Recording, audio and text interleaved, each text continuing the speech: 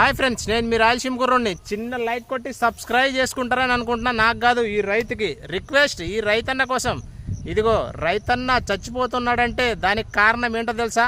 ఇదిగో ఇలాంటి బోర్లేసి బోర్లో నీళ్ళు పడక లక్షల లక్షలు అప్పు చేసి ఆ అప్పుకు వడ్డీ కట్టలేక వాళ్ళు పెట్టే చిత్రహింసలకు చచ్చిపోతారనమాట. పంట కూడా పండక్క. ఎందుకు అనుకుంటున్నారు? అదే డబ్బున్నవాడు చూడండి పక్కన. ఇప్పుడు ఈయన ₹1,00,000 2,00,000 అప్పు చేసి బోర్ వేయించాడు, దీంట్లో నీళ్ళు పడలేదు, ఇది కూడా చెడిపోయింది. పక్కనోడు చూడండి, వానికి లక్షల లక్షలు ఉన్నాయి, డబ్బులు కోట్లు కూడా వానికి నీళ్ళు పడింది. ఇది ఎక్కడ దరిద్రం తెలుసా? మరి ఈయన చూడు, ఈయన చేసిన పాపం ఏంటి, ఆయన చేసిన పుణ్యం ఏంటి?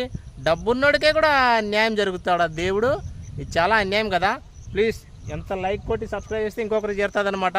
ఇప్పుడు ఈ రైతు పరిస్థితి ఏంటంటే, చేసిన అప్పు పంట కూడా ఇంకా పండగడానికి అవకాశం లేదు.